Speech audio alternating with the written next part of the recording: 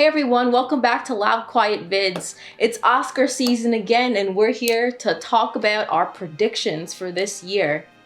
Okay, adapted screenplay. We got All Quiet on the Western Front, Glass Onion, A Knives Out Mystery, Living, Top Gun Maverick, or Woman Talking.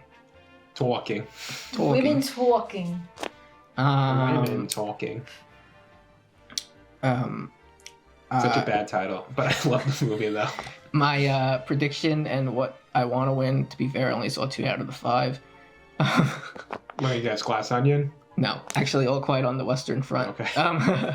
I don't love war movies, so I enjoyed All Quiet on the Western Front. It wasn't my favorite movie of the year, but I did think that the screenplay was very well done. I did think the pacing was very good for a war movie. I wasn't really bored by it, as I sometimes am with movies like that.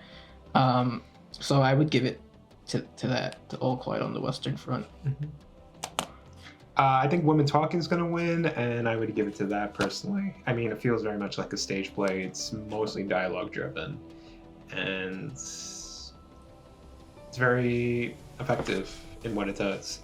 It's hard to talk about it since you two haven't seen it, because it hinges on the plot. But yeah, I'm predicting it's going to win, and I would personally vote for it. I haven't seen Living, but I've seen the rest, and I feel like from a writing scale, it is the most worthy. I predict Women Talking, and of these nominees, I've only seen All Quiet on the Western Front and Glass Onion.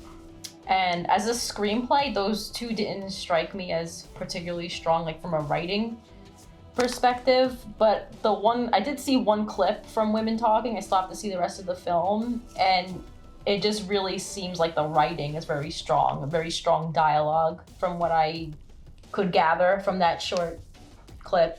So I'm gonna say sure, I would like that one to win. All right. Original I'll read original screenplay. Let's go. Original screenplay: The Banshees of Inisherin, Everything Everywhere All at Once, The Fabelmans, Tar, and Triangle of Sadness. Easy one for me. I think Banshees of Inisherin is going to win, and I would personally give it to Banshees of Inisherin. Even though I like some of the other categories, but it's got to be Banshees of Inisherin. I mean, second place for me would be Triangle of Sadness, which I thought was hilarious. I had a great time in the theater, but Banshees all the way. I predict Banshees of Inisherin.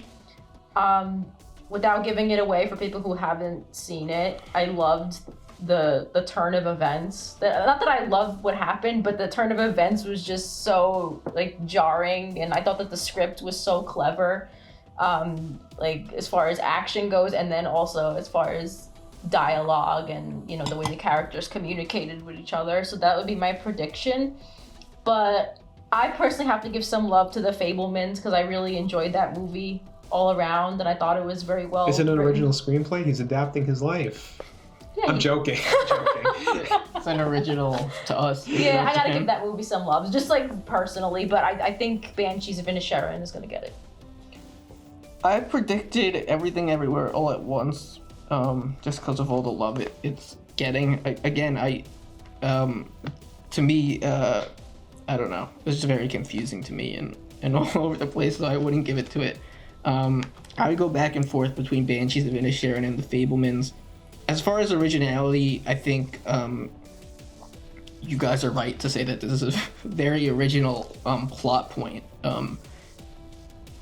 I don't know how someone would think of the plot to have 2 friends, one of them not wanting to be friends anymore, and We have so many breakup movies And with romantic relationships, but very few friendship breakup movies. I really appreciated that. right, Yeah. And I don't know about you guys, but I feel like I've been both guys throughout different courses of my life.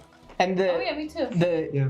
The interesting part is that the breakup and the friendship doesn't even happen because one person really did anything. It was just that the other character realized he's just dull and he doesn't feel like dealing with him anymore.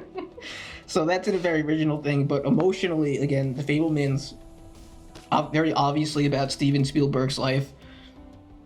So The French love it. Do they Really? No, yeah, it's a huge hit in France. Wow. I think they're just very into like directors. So like whenever a director makes a very personal film about themselves, they eat it up. So my heart would give it to the Fablemans, but my brain would give it to the Banshees of Inisherin. Film editing. So we have Banshees of Inisherin, Elvis, Everything Everywhere All at Once, Tar, Top Gun, Maverick. I predict Everything Everywhere All at Once. It's hard for me not to predict that. It was just, I can't imagine this editor's timeline. Watching it, like, I'm sure it would give me a headache as an editor. I know just looking at that timeline would probably give me a headache because there's just so, I can't imagine how many cuts and like the thought process that must have gone into that. So that would be my prediction.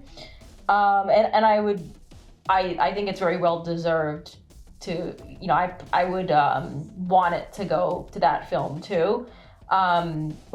Elvis did do a lot with editing as well. I have to note that, but I didn't really like it. I didn't really like the choices that they made in editing, even though it was well edited. Did you not like the Doja Cat mixed in with the soundtrack? No, I understand why they did it. They were trying to say like this is the influence of like Black culture and like leading up to today. I understood that, but That director always does it was that. just too much. Like let me feel the story. It was just too much with the editing in that one. I think in the first half it works very well, but as it goes on, it starts to become tiresome. I like the movie overall, but I like it. I agree. I think it's gonna go to Everything Everywhere All at Once.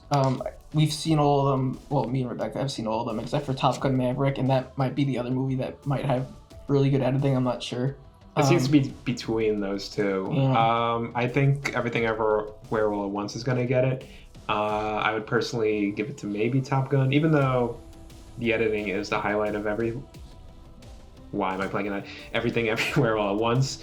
But I feel like it was moved more by the action sequences in Top Gun Maverick. I feel like it worked more for me. So Yeah. I'd be surprised if it didn't go there.